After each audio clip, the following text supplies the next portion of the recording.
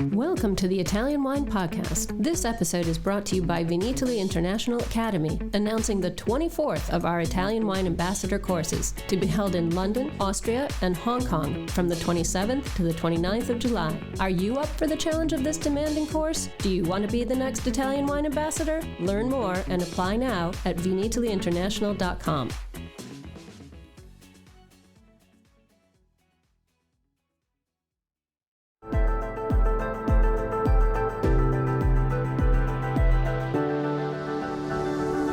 Welcome to the Italian Wine Podcast. I'm Cynthia Chaplin, and this is Voices. Every Wednesday, I will be sharing conversations with international wine industry professionals, discussing issues in diversity, equity, and inclusion through their personal experiences working in the field of wine. If you enjoy the show, please subscribe and rate our show wherever you get your pods. Hello and welcome to Voices. I'm Cynthia Chaplin, and today it is my huge pleasure to welcome Spreti Valente to Voices. She's a certified sommelier and a wine buyer and consultant with many years in the wine sector, but more importantly, she was recently appointed the first female chair of the Los Angeles Wine and Spirits Competition. So let me say congratulations and thank you so much for coming on the show today. Well, thank you, and thank you so much for having me. It's really a pleasure to be here with you guys. Well, we're honored. You are the first woman and the first Latina to lead the LA International Wine and Spirits Competition, which is the oldest wine competition in the USA.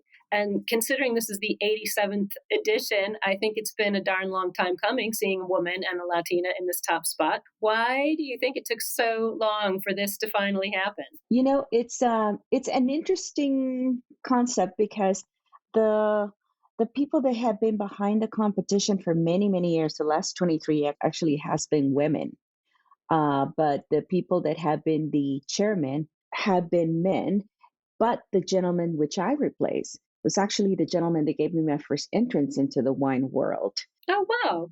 So ironic. Right. So there's been a lot of support for women at this particular competition, but I have been chiefing at a different competition now for 5 years. Yeah, that was Pacific Rim, wasn't it? Pacific Rim, right. I was appointed their chief judge back in 2017, and actually was appointed by a group of men. So there is a lot to be said for what's been going on behind the scenes. But officially, you're right. This is the first time that a woman and a Latina has been appointed to this competition, and we are so excited at the competition. I am so excited. You're in California. I would have thought this would have happened a long time ago. I mean, we're very behind the times here in Italy. Women don't get appointed to chair anything, I can promise you. Well, let me tell you, it takes some visionary people, and it takes it takes a lot of love to just keep doing the right thing. So to make sure that you know what it is that this competition is doing, and just keep plugging away, you know? Well, you must really have a lot of love for it, because I know it was in March, and you were in charge of selecting all the judges and consulting all the public tastings and the winner and executing the wine education classes at the county fair. I mean, this is a lot of stuff to take on board, even though you've only just had the role for a couple of months. Given your past experience, I'm sure you can handle it, but they didn't give you a lot of time to sort of get going with it. How were you doing? How are your strategies? How did it go? Well, you're right. It's a lot of work, but I wasn't alone. There is a great team at Fairplex, which is behind the LA competition. And we have a great marketing team. We have our director, Leah Duran, who is incredibly talented and a hard worker. And between all of us, we were able to pull it off. You're right. There is a lot of selecting to be done. I personally like to vet my judges because it's not just about finding great talent throughout the U.S. and the world, because we bring in judges from other countries as well. But there's also knowing about your judges' personality, so that when you're creating these panels, you are truly meshing their personalities as well as their talents, all towards selecting and awarding medals to the wineries that truly deserve it. So there is a lot of work, but you know what? You're right. The experience that I have from Pacific Rim helped me a lot to get this much bigger competition off the ground along with the team that's behind it. So it's not just me. Yeah, it's so interesting, the world of wine judging. I judge myself, and it's a very interesting time for judges and selecting judges and knowing how to put these sorts of competitions together. You yourself have been a professional wine judge for many years in the U.S. and in Europe. I know you actually judge for Feminalise, which I also do too. I love that competition. It is one of my favorite, and I really miss it. I can't wait to get back to it. For our listeners who don't know, it's in Paris, and it is a competition that is judged entirely by women. So it's a very great atmosphere. I'm just wondering, sort of in light of all the changes, COVID, various different things, our look at diversity and equity and inclusion these days. Have you started to see the role of wine competitions change in recent times? At least particularly here in California, I've noticed that there's a lot more popping up, but no, I haven't really seen anyone really truly lean into what it is that we can do for the wineries at a time as unprecedented as COVID. And I think that competitions today are much more relevant and much more useful to wineries if they enter the appropriate ones. For example, in LA with the LA International Competition, we not I call it, we give a lot of the wineries a lot of bang for their buck. We not only award medals, but now that the mask mandates have been eased up on, we are returning to the fair, which is attended by over 1 million people every year during non-COVID years. And with that, we are able to host wine classes using the wines that have been awarded medals. Uh, Beyond that, we also have a public tasting event of the winning wines, and it's called Cheers, and that one takes place in June 18th this year. And that's an event where the winery, small or large, can showcase their wines to people of all walks. So all this for a mere $95 when they enter. And so that's a lot of marketing power to give to the winning wineries. So to me, this is very important, especially for the small producers who may be struggling financially, and to give them something, another way in which they can tell the world they have these wines. Because all of our panels are made up by people with extremely professional backgrounds, and all of them are very much at the top of their game. So as people look at competitions, they need to look at what these competitions offer, not just in what am I going to do with a gold medal once I win it, but a competition that is going to assist them in furthering their marketing plans. And who are their judges too? Oh, it's such a good point, because it's not just about a sticker on your bottle anymore.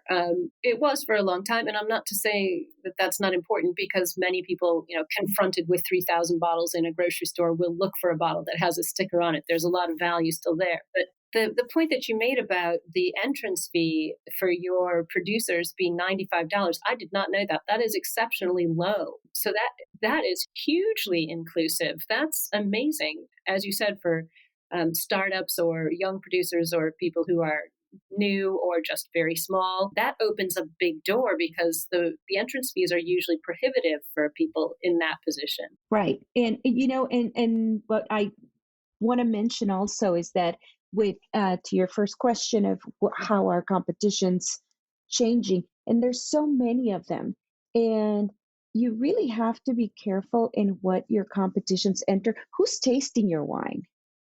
At LA International, we have prided ourselves in making sure that we vet our judges, that the people that are tasting your wines are people that are not only educated, but we put panels that have a diverse, and I'm not speaking about their race. I'm talking about all throughout the industry, whether that is a chef at a table, a winemaker, a marketer, and a wine buyer.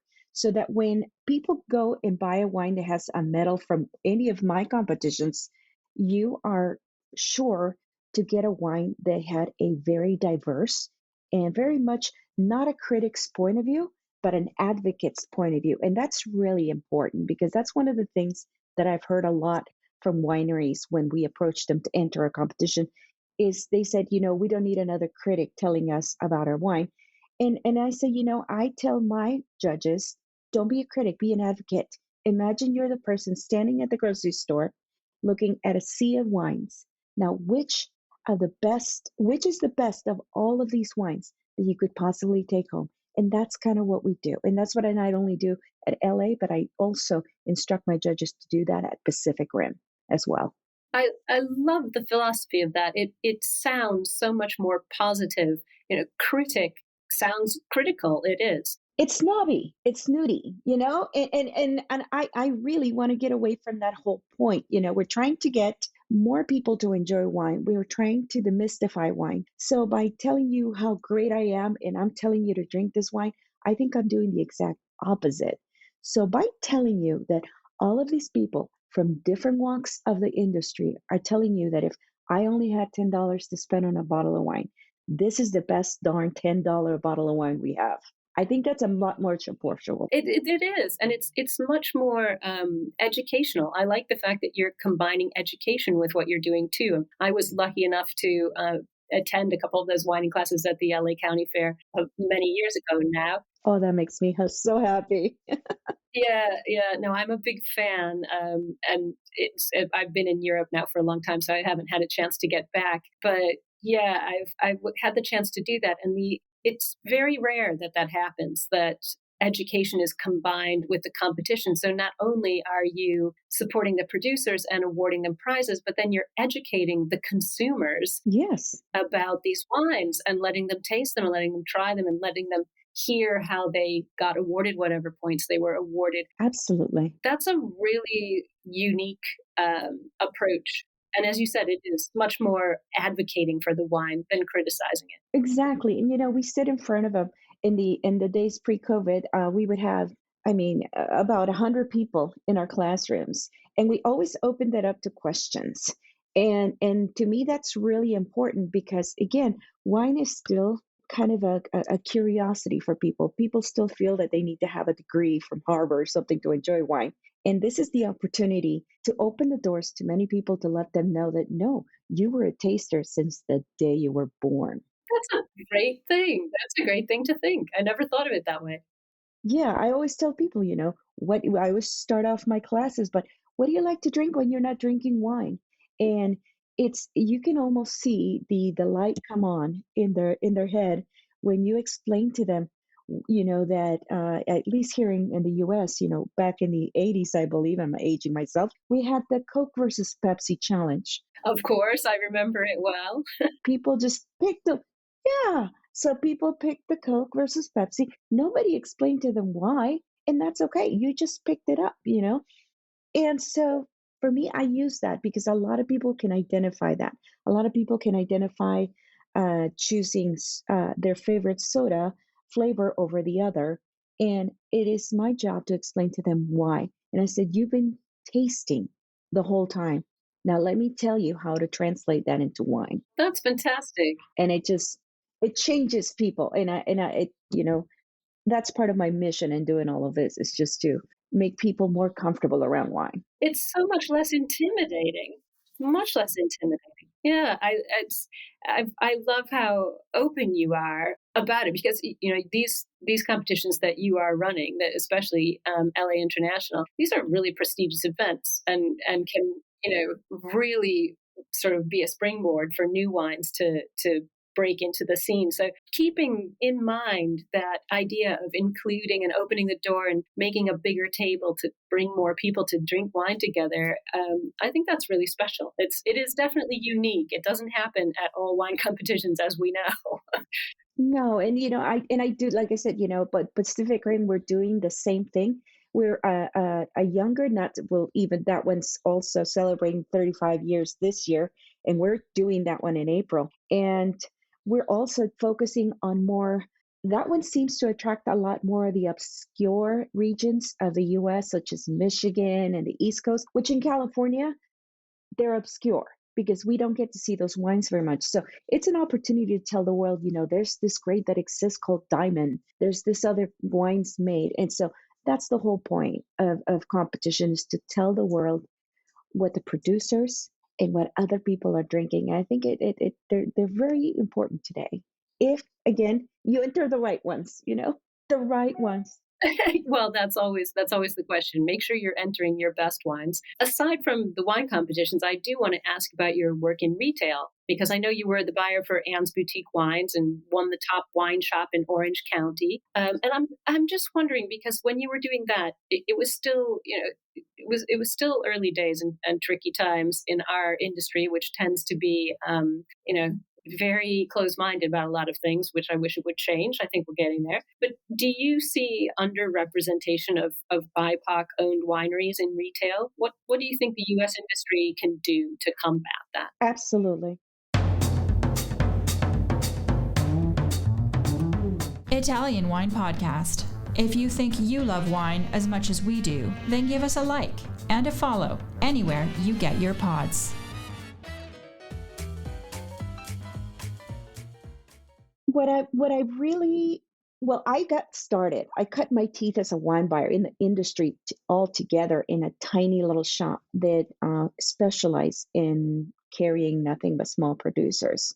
So one of our ways of buying those wines was my attending wine competitions, which is where you tend to see a lot of these small wineries. So I created a wine club within our shop where we only featured small production wines.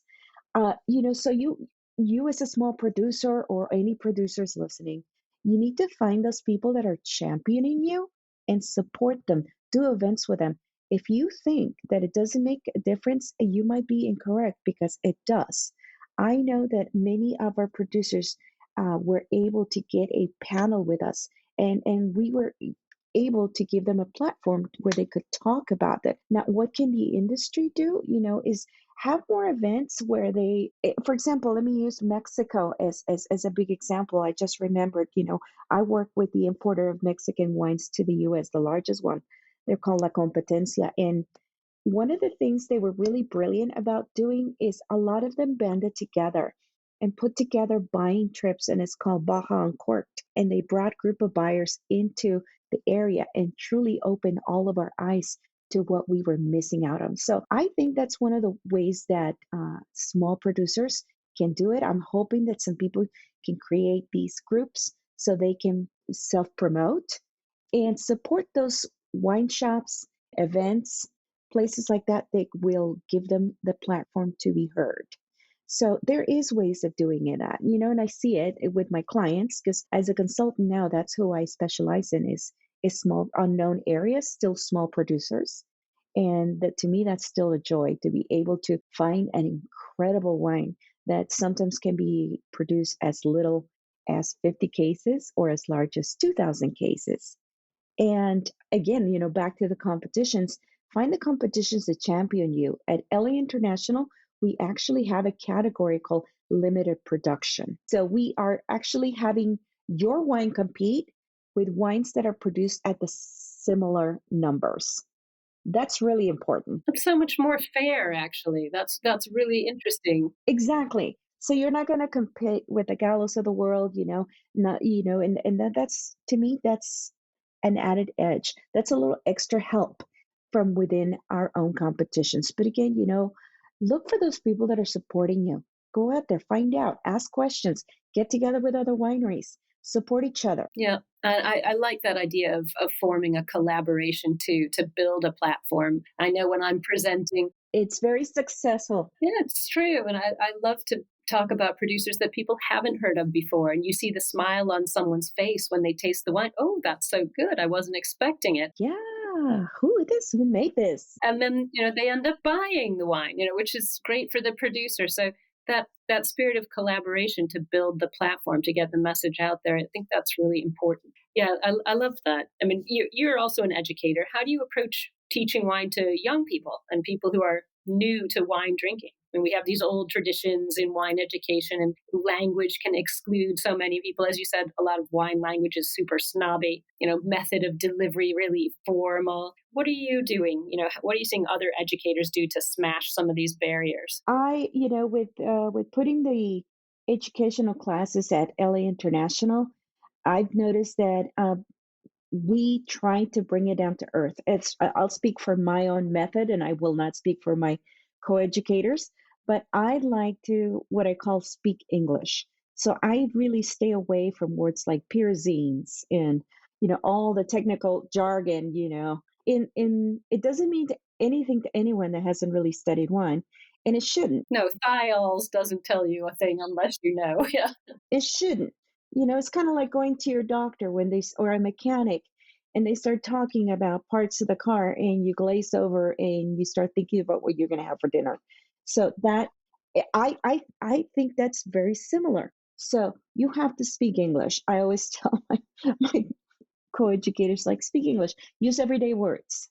Instead of using pyrazines, maybe use words like bell pepper or things like that, things people can relate to, because that's the whole point. A wine smells of things we all know every day. So let's use those words. So, I try to get a gauge when I start a class. Not only do I try to use English, but I try to figure out where people come from. And you can see in a lot of faces that this might be the first time people are tasting wine. And to me, I love those people, because My favorite people, blank canvas people. yeah, they're my favorite people. No one has tainted your brain. No one has made you feel less because you don't understand how, or you don't know the steps of tasting wine.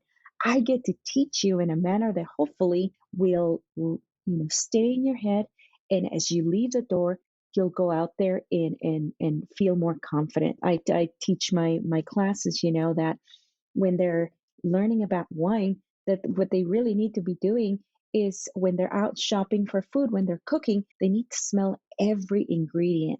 And then when they pour themselves a first glass of wine, they're going to start smelling those things that the ingredients in their cooking and in their everyday shopping, and that is translating. So what I recommend that my students go out and truly smell the ingredients of anything they encounter as they shop, be it a banana, an apple, a pineapple, all those flavors and aromas that we pick up in wine. Most people don't understand that they are literally building up their own library of aromas and flavors every day, just with life. You're singing my song. This is exactly what I love to tell people. It's so much more fun.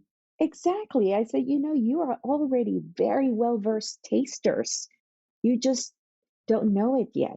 And if you, a lot of people here in Southern California, the farmers markets are very popular. And I say, there's no better place to teach your nose and your palate what it's like, because all these farmers markets have samples of fruit you might not be willing to buy, but you can taste. It's so true. It's so true. I say that to people in Italy too. The street markets, they love it if you come and pick things up and taste them and sniff them. Exactly. Smell them, and really get a whiff of it and put it into your brain, and remember that.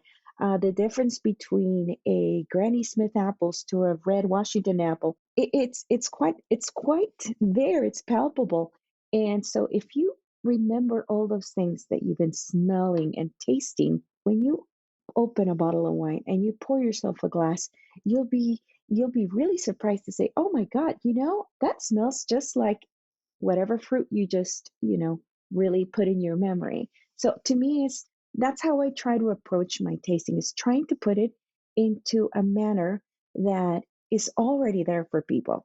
I'm not trying to get people to remember anything other than just go to the library of aromas and flavors they're already carrying around anyway. Exactly. And it shouldn't be scary. It should be fun. There's no wrong answer. No one's scared of tasting a lemonade, and then tasting another lemonade with, let's just say, infused lavender. No one's afraid to taste those. They taste it and they either like it or not. So wine's the same way. Taste one, taste the next one, and find the one you like and enjoy it. That's the whole point of wine. And it's so personal. It's tasting is personal. So there's Absolutely. you can't be wrong about what you taste. Absolutely. I have people that approach me sometimes and say, "Oh, I don't really have the sophisticated palate because I like sweet wines." And I'm thinking, "Oh my God, there's Riesling out there that is incredibly expensive, super sophisticated, and has all these amazing qualities. And that's a very sophisticated wine.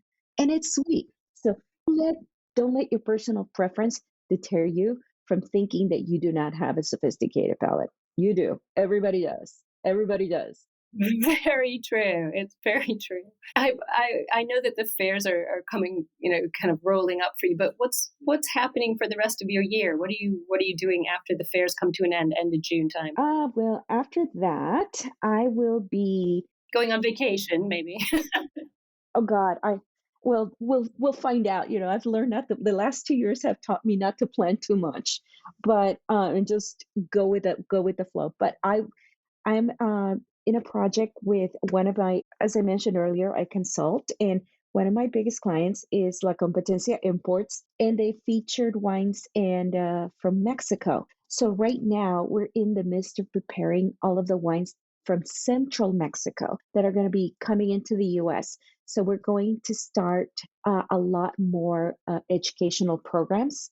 And so I know that we are talking about a possible buyer's trip to central Mexico. We've been very successful with our trips to Baja in opening the eyes of a lot of people. So come summer, I believe that we're going to be working a lot more on how we're going to educate the U.S. consumer on the wines of central Mexico. And I'm really excited about that because that's a market that has not been truly explored here in the U.S. That's so exciting. I mean, you have to say, Mexico doesn't spring to mind when you think of the top wine countries in the world, but people forget Chile, Argentina are right there. There's no reason why Mexico wouldn't be making great wines too. Mexico should. They were the first ones to start growing wines. They were actually the first producer of wine outside of Europe. They started making wine in 1597, for goodness sakes. Exactly. First New World wines. Exactly. And so it is my hope that by the end of this year, many restaurants, which, again, my importer went from 5 markets 7 years ago to now over, I think we're approaching 30 markets at this point. So it is my hope that Mexican wines will become run of the mill, like Chilean, like Argentinian, and things like that. So we'll see. And which would be great for the economy of Mexico too, not just the producers themselves, but absolutely elevating the profile of what Mexico produces and has to offer to the world. That's an amazing goal. And again, very unique. It's not often that I have someone on the show who says, I am out there to exalt Mexican wines. I love this idea. I think that's great. It's one of my many projects. It's one of my, I just love wine all around. I have literally had one Mexican wine in my life, so I might have to come and visit you for this. Well, when you come down to Southern California, I will make sure that you get a good course in Mexican wines. We might even take you down to Baja and show you, which is the better way to learn anyway. Well, this is the best thing about wine because you can never know everything. It never gets old. There's always something new to learn, and that's why I love it so much. Sounds like you are the same. I have the attention span of a 2-year-old, so for me, wine is the perfect thing. Not only am I meeting new people, but even if you taste the same wine every year, you could have, a new winemaker. Maybe they tried a new technique. It's always new. What's not to love? What's not to love? And the people behind it. There's so much to love in this industry, really. Well, before I let you go today, Spreti, and I know you're super busy, I have got to ask you my famous final question. If you were going to drink an Italian wine tonight, what would it be? Oh, Lordy. I'm food geared, so for me, I have a lot of Italian wines that I really love. I am a bubbles girl at heart. Ah, good. I love a good Franciacorta. Oh my goodness, do I love a good Franciacorta. And lately I've been enjoying Vigna Dorata Rosé. Oh, good. Yes. It is. Oh my goodness. What a credit to Lombardy is Franciacorta. I absolutely love it. And still such good value because it is. It's not as widely known as it could or should be, and probably will be. Yes. I can see that happening in the future. And it's part of my bucket list to head to Franciacorta and truly learn everything I can, because for a region to be making wines of those qualities at the prices they're making, I got to check them out. That's just all there is to it. Well, I live in Veneto, so I'll trade you a trip to Baja. For when you come over here, I'll take you to Franciacorta. Deal. And of course, there's so many. I feel like, pulling out a favorite Italian is so unfair because there's so many amazing producers, as a matter of I ask people this question because I hate when people ask it of me.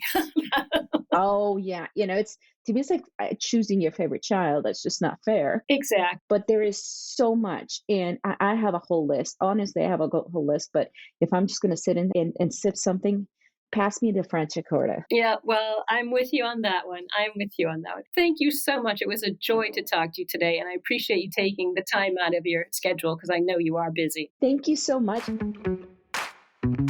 Thanks for listening to this episode of Italian Wine Podcast, brought to you by Vinitaly Academy, home of the gold standard of Italian wine education.